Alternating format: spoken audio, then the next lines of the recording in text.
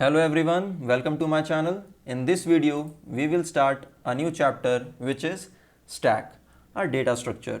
सबसे पहले इस वीडियो में हम समझेंगे कि डेटा स्ट्रक्चर क्या होता है, देन उसके बाद स्टैक को इंट्रोड्यूस करेंगे, देयर आफ्टर स्टैक की जो बेसिक टर्मिनोलॉजीज़ हैं उनको समझेंगे, बेसिक ऑपरेशंस को समझेंगे, वे ऑफ ऑपरेशन को समझेंगे एंड देन इसी वीडियो में हम स्टैक को इम्प्लीमेंट करेंगे यूजिंग पाइथन प्रोग्रामिंग लैंग्वेज। तो चलिए शुरू करते हैं। So our first topic is data structure.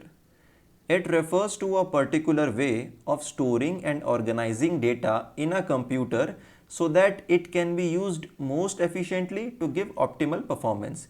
Data structure एक तरीका है, it is a way of organizing the data or to store the data in the computer so that we can access the data present in the data structure and we can also give the optimal performance. Now, next is stack.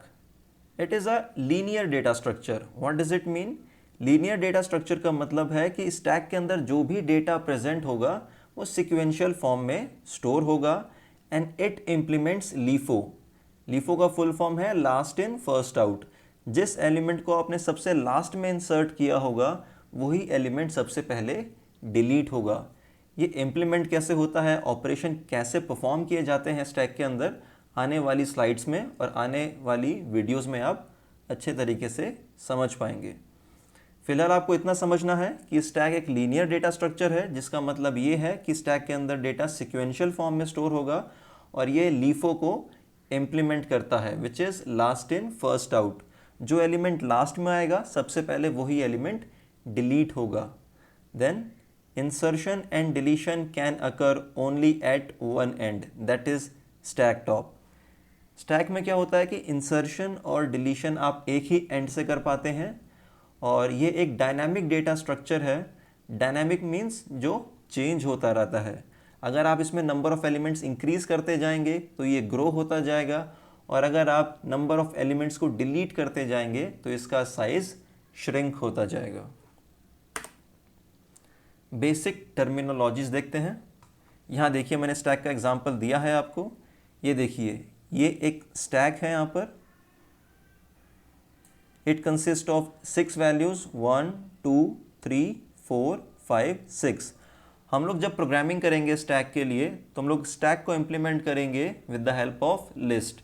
तो यहाँ देखिए जो first element store है ये 0 index पे store है, then ये 1 index पे स्टोर है, इसका सेकेंड इंडेक्स है, ये थर्ड इंडेक्स पे स्टोर है, ये फोर्थ इंडेक्स पे स्टोर है और ये फिफ्थ इंडेक्स पे स्टोर है। सो ये एक स्टैक है जिसमें सबसे पहले हमने 1 इंसर्ट किया, उसके बाद 2 इंसर्ट किया, देन 3 इंसर्ट किया, देन 4 इंसर्ट किया, देन 5 इंसर्ट किया एंड देन 6 इंसर्ट किया। स्टैक के अंदर डेटा इंसर्ट करने के ऑपरेशन को हम लोग पुश कहते हैं एंड स्टैक के अंदर प्रेजेंट डेटा को जब हम डिलीट करते हैं तो उसको हम पॉप कहते हैं। और इस केस में या फिर किसी भी केस में स्टैक की जो टॉप मोस्ट वैल्यू है, इस केस में टॉप मोस्ट वैल्यू है 6 जो सबसे ऊपर है, उसको एक पॉइंटर पॉइंट कर रहा होता है, उसको हम लोग टॉप कहते हैं। सो इस केस में टॉप की वैल्यू क्या है 5। आपका जो भी टॉप मोस्ट एलिमेंट है वो जिस इंडेक्स पे प्रेजेंट है वो टॉप की वैल्यू होती है। सो अगर आप स्टैक के अंदर डेटा इंसर्ट करते हैं तो इंसर्ट ऑपरेशन को हम लोग पुश कहते हैं और डिलीशन ऑपरेशन को हम लोग पॉप कहते हैं। और जिस इंडेक्स पर हमारा टॉप मोस्ट एलिमेंट प्रेजेंट होता है उस इंडेक्स को हम लोग टॉप कहते हैं। So we are done with top, push and pop. Now we are left with overflow and underflow. देखिए ओवरफ्लो क्या होता है। ओवरफ्लो एक ऐसी सिचुएशन है जिस केस में हमारा स्टैक कंप्लीटली फिल्ड है, पूरा भर चुका है, उसके बाद भी आप उसके अंदर एक आइटम पुश करने की कोशिश कर रहे हैं, उसे ओवरफ्लो कहते हैं। अंडरफ्लो में क्या होता है, सपोज आपके जो स्टैक है वो एम्प्टी है, उसके अंदर एक भी एलिमेंट प्रेजेंट नहीं है और आप उसके अंदर डेटा डिलीट करना चाह रहे हैं तो इसको हम लोग अंडरफ्लो कहते हैं। यहाँ देखिए थोड़ा और समझ में आएगा। ये हमारी एम्प्टी स्टैक है। एम्प्टी स्टैक के केस में हमारा कोई भी एलिमेंट प्रेजेंट नहीं है तो इस केस में टॉप की वैल्यू नन होती है। ये आपको याद रखना है। अगर हमारा स्टैक एम्प्टी है, तो एम्प्टी स्टैक के केस में टॉप की वैल्यू नन होगी।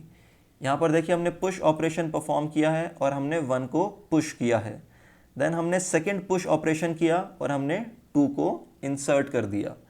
उसके बाद हमने पॉप ऑपरेशन परफॉर्म किया। तो जैसे ही आपने पॉप ऑपरेशन परफॉर्म किया, हमको पता है स्टैक फॉलो करता है LIFO, last in first out. तो यहाँ पर देखिए लास्ट में क्या आया था, 2 आया था, तो 2 ही बाहर जाएगा। इस केस में टॉप की वैल्यू नन है बिकॉज एम्प्टी स्टैक है। इस केस में टॉप की वैल्यू 0 होगी बिकॉज एक ही एलिमेंट प्रेजेंट है और इसका इंडेक्स 0 होगा। इस केस में टॉप की वैल्यू 1 होगी बिकॉज जो टॉप मोस्ट एलिमेंट है उसका इंडेक्स 1 है, इसका 0 है। और इस केस में पॉप ऑपरेशन परफॉर्म होने के बाद टॉप की वैल्यू 0 हो जाएगी बिकॉज एक ही एलिमेंट प्रेजेंट है। सो आई होप आपको बेसिक्स समझ में आ गया होगा स्टैक का। स्टैक एक लीनियर डेटा स्ट्रक्चर है। इसका ये मतलब है कि स्टैक के अंदर डेटा सिक्वेंशियल फॉर्म में स्टोर होता है। स्टैक लीफो फॉलो करता है which means last in first out. जो एलिमेंट लास्ट में आएगा सबसे पहले वो ही डिलीट होगा। और स्टैक के अंदर जो भी टॉप मोस्ट एलिमेंट है वो जिस इंडेक्स पर प्रेजेंट है उस इंडेक्स की वैल्यू को हम लोग टॉप कहते हैं। और अगर आपका एम्प्टी स्टैक है तो एम्प्टी स्टैक के केस में टॉप की वैल्यू नन हो जाती है। So this is the basics of stack. अब इसी के लिए हम लोग कोडिंग करेंगे और जब हम लोग कोडिंग करेंगे स्टैक के लिए तो हम लोग लिस्ट को यूज़ करेंगे। चलिए स्टार्ट करते हैं कोडिंग। कोडिंग करने के लिए सबसे पहले हम लोग IDLE को ओपन करेंगे, इसको मैक्सिमाइज करेंगे, देन ओपन करेंगे, हम लोग न्यू फाइल बनाएंगे। यहाँ पर देखिए आपके सिलेबस में 2 ही ऑपरेशन है, पुश एंड पॉप। क्या मतलब है इसका, आपको कोड करना है to insert a data into the stack और पॉप के लिए कोड करना है, मतलब जो भी वैल्यू आपकी टॉप मोस्ट है उसको आपको डिलीट करके दिखाना है। You have to perform push and pop operation from the stack. So सबसे पहले मैं एक फंक्शन बनाऊंगा जो ये चेक करेगा कि मेरा जो गिवन स्टैक है वो एम्प्टी है या नहीं। और मैंने आपको पहले भी बताया है कि मैं स्टैक को इम्प्लीमेंट करूंगा using list. So def is empty, ये फंक्शन चेक करेगा कि जो मेरा गिवन स्टैक है वो एम्प्टी है या नहीं। सो जो स्टैक है उसको मैंने पैरामीटर में पास कर दिया है। अब मैं चेक करूंगा if stk equal to empty list. देखिए एम्प्टी लिस्ट ऐसे ही बनाते हैं हम लोग। सो यहाँ पर स्टैक जो डेटा स्ट्रक्चर है उसको मैं लिस्ट मान रहा हूँ और आपने लिस्ट पढ़ा हुआ है तो आपको ज़्यादा अच्छे तरीके से समझ आ जाएगा। So if stk equal to empty list it means हाँ ये एम्प्टी है, तो मैं रिटर्न करा दूंगा ट्रू, एल्स मैं रिटर्न कराऊंगा फॉल्स। सो इस फंक्शन को अगर मैं कॉल करूंगा तो ये फंक्शन मुझे ये बता देगा कि जो भी स्टैक मेरे पास है जिसको मैंने लिस्ट फॉर्म में इंप्लीमेंट किया है क्या वो एम्प्टी है या नहीं है। अब देखिए नेक्स्ट इज पुश ऑपरेशन मुझे परफॉर्म करना है। पुश का मतलब स्टैक मेरे पास है उसके अंदर मुझे डेटा इंसर्ट करना है।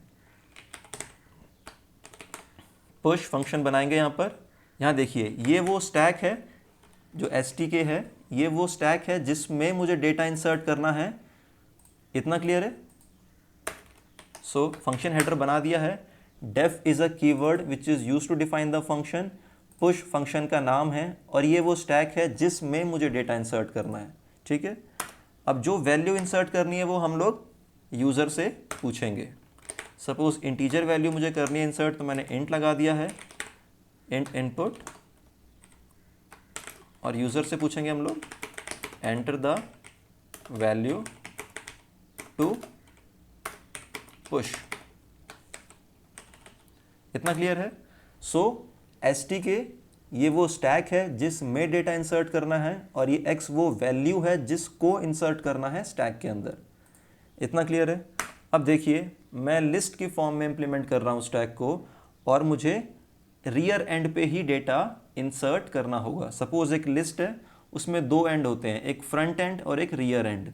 सपोज एक लिस्ट है उसमें 5 एलिमेंट स्टोर हो सकते हैं, तो एक ज़ीरो इंडेक्स होगा और एक फोर्थ इंडेक्स होगा। सो जो ज़ीरो इंडेक्स है वो उसका फ्रंट एंड होता है और जो फोर्थ इंडेक्स है वो उसका रियर एंड होता है। सो मैं जितने भी ऑपरेशन करूँगा वो सारे रियर एंड पे ही करूँगा, बिकॉज स्टैक में सिंगल एंड पे ही ऑपरेशन होता है। उधर ही डेटा इंसर्ट करूँगा और उधर से ही डेटा मैं डिलीट करूँगा। सो स्टैक stk डॉट, मुझे लास्ट में डेटा ऐड करना है। क्या करूँगा मैं उसके लिए? अपेंड फंक्शन यूज़ करूँगा। अपेंड फंक्शन क्या करता है? लिस्ट में लास्ट में जाके डेटा को ऐड कर देता है। अपेंड करना है मुझे, किस वैल्यू को अपेंड करना है? x को अपेंड करना है, बिकॉज ये मैंने यूज़र से लिया है। इतना क्लियर है? अब मैंने डेटा लगा दिया है। अब जैसे ही मैं x को इंसर्ट करूँगा तो टॉप की वैल्यू चेंज हो जाएगी। सपोज़ पहले उस स्टैक के अंदर 5 वैल्यूज़ थी, अब मैंने x को ऐड कर दिया है तो अब 6 वैल्यूज़ हो गई हैं। तो जो मेरा टॉप पहले 5th वैल्यू को पॉइंट कर रहा था, अब वो 6th वैल्यू को पॉइंट करना चाहिए, बिकॉज एक नई वैल्यू ऐड हो गई है।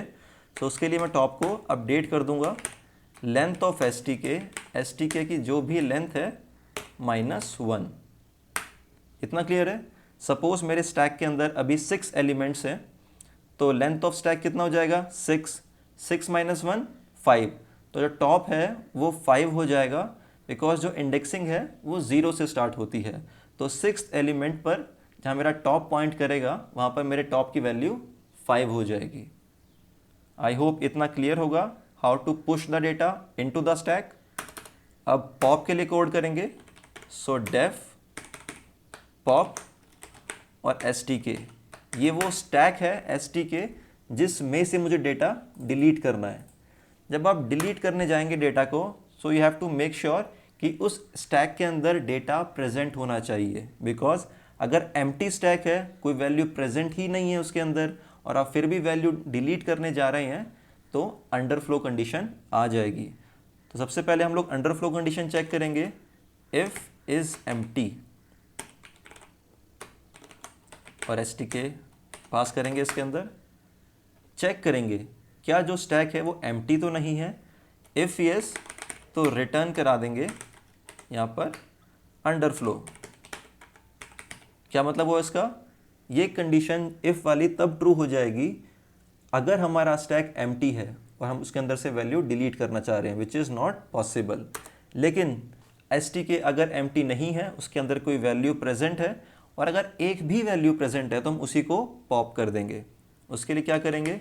एल्स केस बनाएंगे और x में उस वैल्यू को निकाल लेंगे। stk dot pop. Pop function भी पढ़ा है आपने लास्ट ईयर क्लास 11th में, लिस्ट चैप्टर में था। सो पॉप करके जो भी वैल्यू लास्ट में प्रेजेंट है स्टैक में वो हम लोग x के अंदर ले आएंगे। और ऐसा भी तो हो सकता है कि आपके स्टैक के अंदर एक ही वैल्यू प्रेजेंट थी, उसको आपने डिलीट कर दिया, तो आपका स्टैक अब एम्प्टी स्टैक हो गया है। और अगर आपका स्टैक एम्प्टी स्टैक हो गया है तो टॉप की वैल्यू नन करनी पड़ेगी। सो चेक करेंगे if length of stk equal to 0। यहाँ देखिए ध्यान से, यहाँ पर मैंने एल्स केस के अंदर आके एक वैल्यू को पॉप कर दिया, एक वैल्यू को मैंने डिलीट कर दिया। और अगर एक वैल्यू को डिलीट करने के बाद मेरा लेंथ ऑफ स्टैक 0 हो गया, मतलब उसके अंदर एक ही वैल्यू थी जिसको मैंने डिलीट कर दिया, और एक ही वैल्यू थी उसको मैंने डिलीट कर दिया, तो अब मेरा स्टैक एम्प्टी हो गया है। और अगर स्टैक एम्प्टी है तो टॉप की वैल्यू नन करनी है मुझे। इतना क्लियर है? लेकिन अगर ऐसा नहीं है, मीन्स मैंने एक वैल्यू को डिलीट किया यहाँ पर, उसके बाद भी लेंथ ऑफ स्टैक 0 नहीं है, मतलब उसके अंदर एक से ज़्यादा वैल्यू थी। और अगर एक से ज़्यादा वैल्यू है तो भी मैं टॉप को अपडेट करूँगा, बट इस केस में इस तरीके से, top is equals to length of stk -1। यहाँ देखिए, सपोज आपके स्टैक के अंदर 3 वैल्यूज़ थी, ठीक है, और उस टाइम टॉप की वैल्यू क्या होगी? 2, बिकॉज थर्ड वैल्यू पर इंडेक्स क्या होगा? 2। और मैंने एक वैल्यू को डिलीट कर दिया, तो अब 2 ही वैल्यू रह जाएंगी उसके अंदर। तो लेंथ ऑफ स्टैक निकालूंगा, लेंथ आएगा 2, बिकॉज 2 ही वैल्यू प्रेजेंट है। लेंथ -1 कर दूंगा तो 1। तो जो मेरा 2 वैल्यू प्रेजेंट है स्टैक के अंदर, उसमें जो सेकंड वैल्यू है उसका इंडेक्स कितना होगा? 1। तो टॉप की वैल्यू वहाँ पर 1 हो जाएगी। और जिस भी वैल्यू को आपने डिलीट किया है स्टैक में से, उसको हम रिटर्न भी कराएंगे। सो रिटर्न x। इतना क्लियर है? सो हम लोग पुश पॉप कर चुके हैं। एक डिस्प्ले फंक्शन बना लेते हैं ताकि हम लोग चेक कर पाएँ कि जो हमारी पुश और पॉप ऑपरेशन हमने किया है वो सही से इम्प्लीमेंट हुआ है या नहीं हुआ है। सो डेफ डिस्प्ले फंक्शन, ये वो स्टैक है जिसको हमें डिस्प्ले कराना है। पहले हम लोग चेक कर लेंगे कि एम्प्टी तो नहीं है।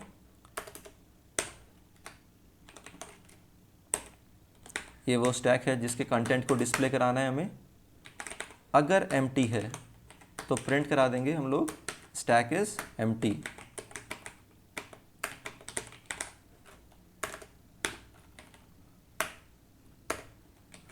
और अगर स्टैक हमारा एम्प्टी नहीं है तो हम लोग पहले तो टॉप की वैल्यू निकालेंगे। Top is equals to length of S T K -1। इससे क्या होगा, टॉप की वैल्यू निकल जाएगी और हम लोग प्रिंट कराएंगे ऊपर से नीचे। सपोज मैं दिखाता हूँ आपको पीपीटी में जाकर एक बार। यहाँ देखिए, इसको एक बार रब कर लेते हैं।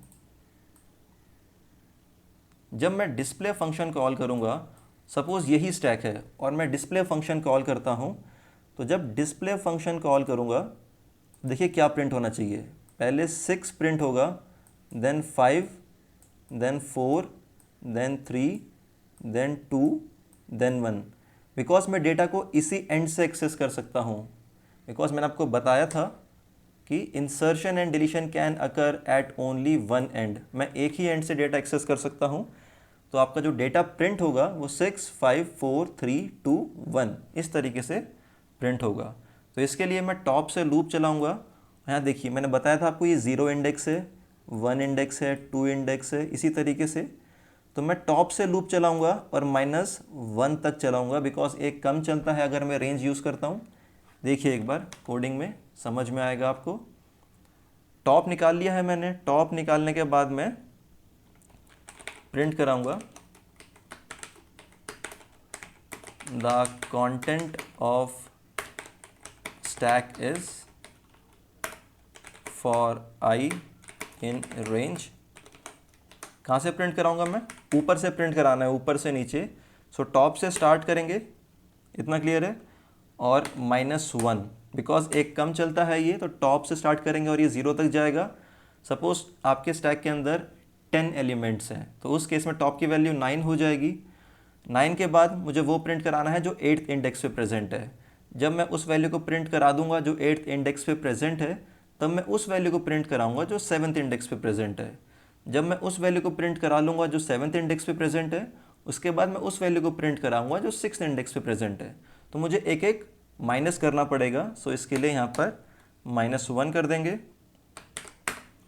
और प्रिंट करा देंगे STK ऑफ आई को।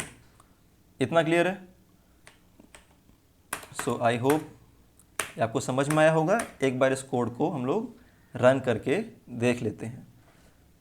पहले एक एम्प्टी स्टैक बनाते हैं, suppose STK1 equal to this, और कॉल करते हैं एम्प्टी स्टैक को चेक करने के लिए कि एम्प्टी स्टैक सही से काम कर रहा है या नहीं। सो इज़ एम्प्टी और यहाँ पर STK1 पास करेंगे। और यहाँ देखिए ये जो इज़ एम्प्टी फंक्शन है ये वैल्यू को रिटर्न कर रहा है, तो हमें एक वैल्यू यहाँ पर रखनी पड़ेगी जो इस वैल्यू को कैच करेगा। सो RESULT रिजल्ट वेरिएबल बना लेते हैं। यहाँ देखिए STK1 एम्प्टी स्टैक है तो रिजल्ट की वैल्यू ट्रू आनी चाहिए। सो प्रिंट रिजल्ट कॉल करते हैं, कोड रन करेंगे, एक नेम देते हैं इसको, सपोज स्टैक। डेस्कटॉप पर सेव करते हैं so that we can easily locate our file. यहाँ देखिए ट्रू आ रहा है बिकॉज हमारा स्टैक एम्प्टी है। अब इसी स्टैक में मैं एक वैल्यू इंसर्ट कर देता हूँ। सपोज मैंने 4 वैल्यूज़ इंसर्ट कर दी हैं। अब इसी स्टैक को मैं पास करूँगा इज़ एम्प्टी फंक्शन में, जिसको मैंने यहाँ पे डिफ़ाइन किया है। अब देखिए स्टैक एम्प्टी नहीं है तो ये वाली जो कंडीशन है ये फॉल्स हो जाएगी। तो इफ़ एल्स में से कुछ एक चलता है, इफ़ नहीं चला तो एल्स चलेगा और फॉल्स रिटर्न हो जाएगा। तो इस बार फॉल्स आना चाहिए आंसर। सो रन में जाएंगे, रन मॉड्यूल करेंगे एंड देन ओके, फॉल्स। इतना क्लियर है? सो हमारा इज एम्प्टी फंक्शन सही तरीके से काम कर रहा है। अब क्या करते हैं, डिस्प्ले कराएंगे। सो इसको एक बार रब करते हैं। सपोज 50, हमने एक स्टैक बना लिया है जिसके अंदर 5 वैल्यूज़ हैं, 10, 20, 30, 40 एंड 50। अब मैं कोई भी वैल्यू पुश करूँगा ना तो वो 50 के बाद इधर पुश होगी, 50 के बाद, और डिलीट करूँगा तो भी इधर से ही वो डिलीट होगी। तो डिस्प्ले फंक्शन कॉल करके देखते हैं। डिस्प्ले, यहाँ देखिए क्या डिस्प्ले कराना है मुझे, STK1 को। इतना क्लियर है? उसके बाद मैं पुश कराऊंगा एक वैल्यू STK1 के अंदर, और मैं पुश कराने के बाद फिर से अपने स्टैक को डिस्प्ले कराऊंगा सो दैट हम चेक कर पाएँ क्या कुछ चेंज हुआ है या नहीं। इतना क्लियर है? चलिए रन करते हैं इसको। अभी देखिए मेरे स्टैक के अंदर 10 है, 20 है, 30 है, 40 है एंड 50 है। सो रन में जाएंगे, रन मॉड्यूल करेंगे, ओके करेंगे। यहाँ देखिए the content of stack is 50, 40, 30, 20 and 10, because ऊपर से नीचे प्रिंट होगा। यहाँ देखिए टॉप की वैल्यू क्या हो जाएगी इस केस में, 0, 1, 2, 3, 4। टॉप मोस्ट एलिमेंट 50 है, वो 4th इंडेक्स पे प्रेजेंट है, तो टॉप की वैल्यू यहाँ पर 4 है। कह रहा है enter the value to push. Suppose मुझे 100 पुश कराना है, और जैसे ही मैंने पुश किया है देखो यहाँ पर, उसके जस्ट बाद मैंने डिस्प्ले फंक्शन भी कॉल कर दिया है। सो मैंने 100 पुश किया। Now the content of stack is 100, 50, 40, 30, 20 and 10। इस केस में जो टॉप मोस्ट वैल्यू है वो 100 है, और जो टॉप की वैल्यू है वो क्या हो जाएगी, 0, 1, 2, 3, 4, 5। आई होप इतना क्लियर होगा। सो मैंने पुश करके दिखाया है आपको, डिस्प्ले करके दिखाया है। अब एक पॉप ऑपरेशन कर लेते हैं। पॉप के लिए हम लोग कॉल करेंगे। यहाँ देखिए पॉप जो फंक्शन है ये वैल्यू रिटर्न कर रहा है, तो इसके लिए भी हमें एक कैच करने के लिए वैल्यू रखनी पड़ेगी। सो मैंने R रख लिया यहाँ पर, और मैंने कॉल कर दिया पॉप STK में से। इतना क्लियर है? एंड देन मैं प्रिंट कराऊंगा the deleted value is R, और वैल्यू डिलीट करने के बाद मैं डिस्प्ले फिर से कराऊंगा स्टैक को, सो दैट मैं ये देख पाऊँ कि डेटा डिलीट हुआ है या नहीं हुआ है। यहाँ देखिए अभी स्टैक के अंदर 1, 2, 3, 4, 5, 6 वैल्यूज़ प्रेजेंट हैं, और टॉप मोस्ट वैल्यू 100 है। जैसे ही मैं पॉप करूँगा तो जो 100 है इसको डिलीट होना चाहिए, बिकॉज ये टॉप मोस्ट वैल्यू है। इतना क्लियर है? सो इसको रन करेंगे। यहाँ देखिए एक बार आप, the content of stack is 50। ये जो 100 था ये डिलीट अब हो चुका है। Now enter the value to push. इसको एक बार यहाँ से बंद करते हैं, फिर रन करते हैं एक बार, बिकॉज उसमें कन्फ्यूजन हो गया था। देखिए स्टार्टिंग में देखिए स्टैक का कंटेंट 10, 20, 30, 40, 50। डिस्प्ले फंक्शन कॉल किया मैंने। डिस्प्ले फंक्शन कॉल करने से उसने डिस्प्ले करा दिया स्टैक का कंटेंट। अब वो पूछ रहा है पुश फंक्शन के लिए enter the value to push, suppose 100। The content of stack is 100, 50, 40, 30, 20 and 10। इतना क्लियर है?